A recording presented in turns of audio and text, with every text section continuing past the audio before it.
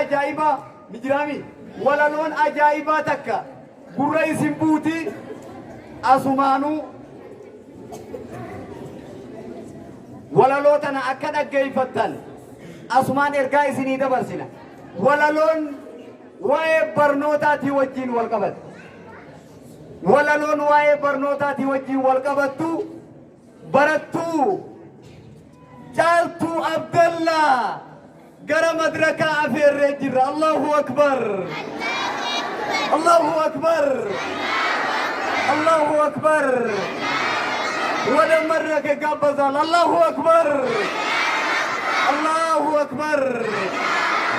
Egaa caaltuun argamtee jirti si waliin turtii gaarii isiniin jenna.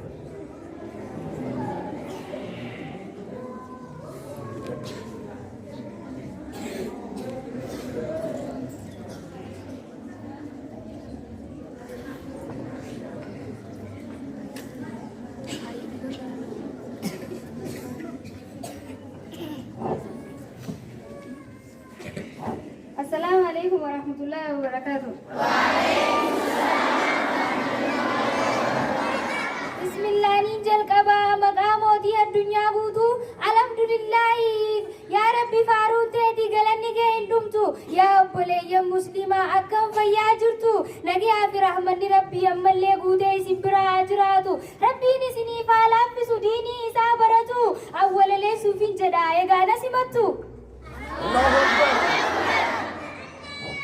Mata duree walaloo kiyyaa har'a barnoota amantiiti waan rabbiin nuuf laaffise irraa itti kosiif dubbadhaati barnoota amantii islaamaa barachuun dirqama nurratti salphatti asin geenye bara amantiin islaamaati galata rabbii keenya akka hin wallaalleef irratti rabbii nu uumee nu jiraachise addunyaa kanarratti nama godhee nu uumee bineensaan addatti fayyaa guutuu nuuf kenne yaada qalbiidhaati ammaas islaamummaa nu badhaase amantii dhugaati amantii jireenyaaf taatu amantii nagayaa keessa gad seentee maaf hin baranne maaf cinaa deddeemtaati hadiisaa fi quraanaa seera shariyaati baradhuutii fayyadamii furtuu jannataati baradhuutii fayyadamii furtuu jannataati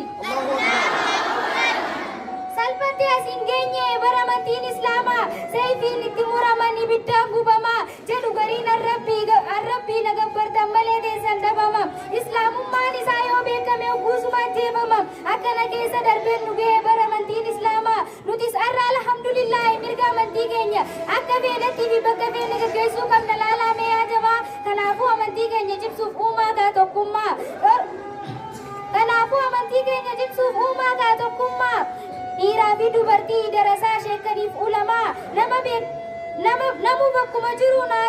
namu bakkuma jiru naataa nu fakkeenya islaamummaa gochaa fi jechi keenya hundi haa ibsu kaa islaamummaa gochaa fi jechi keenya hundi haa ibsu kaa islaamummaa.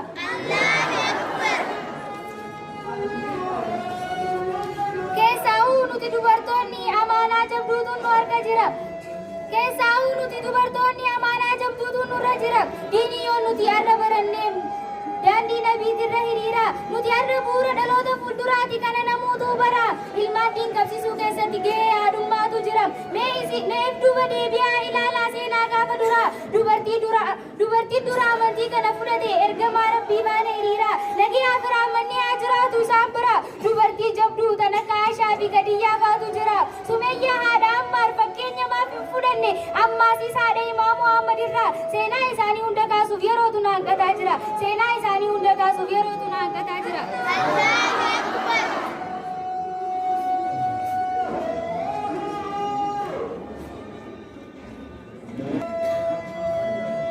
Diinii kana qabadhaa mee barsiisaa jaalalaa daandii gufuu hin qabne turreen isaa qajeelaa shira walii tatuun hin jiru obbolummaatu hunda jaala diin rabbii baradhuu gadi fageenyaan isa xiinxalaa irra guddaan namaa amanuu malee hin baranne kanatu nutti fida jira miidhaa caalaa kana waaniin jedheefi jira mee qalbiidhaan ilaala kana waaniin jedheefi jira mee qalbiidhaan ilaala jallinatti nu yaamaa jiru shirkiin arrallee hin hafne nu jala ingiliffaa jedhanii walitti qabaa jiru ilmaan nu jala silaa diinii qalbii keessa nu gadi bu'e silaa diinii qalbii keessa nu gadi bu'e silaa ilmiin onnee nu seente arra maaltu isaanitti qajeela silaa ilmiin onnee nu seente arra iyyaanu daandii shiraa kana jala.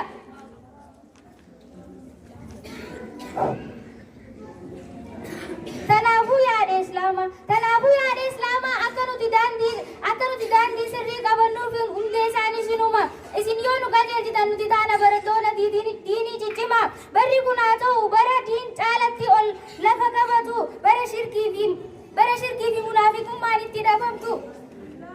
Allahu Akbar. Yaa baleeyyan kiyya ani wallaaltuudha hadaraa dogoggora kiyyaas akka na gorfatu. Yaa baleeyyan kiyya ani wallaaltuudha hadaraa dogoggora kiyyaas akka na gorfatu. Gorsa keessaniin fada ani onnee guutuun. Gorsi keessan dagalee naaf ta'a ammas bu'uura daandii qajeeltu. Du'aayii teessan ammaasis akka na cimsitu. Du'aayii teessaniin ammaasis akka na cimsitu. Qalbiin kiyya isinirraa du'aayiidha jaallattu. Allahu Akbar.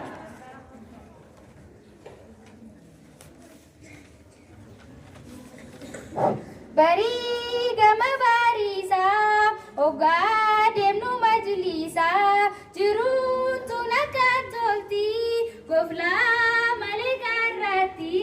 Allahu Akbar.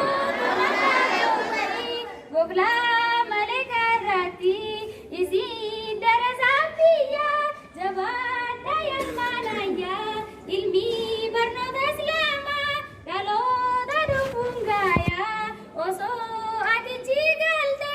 Dhaloonni akkam daayaa dhaloota dhufuuf yaadne ilmi dabarsuu wayyaa isin yaadaarasaa karraa sulli dubbaate namni ilmiidhaaf baate malee kota yaabbaate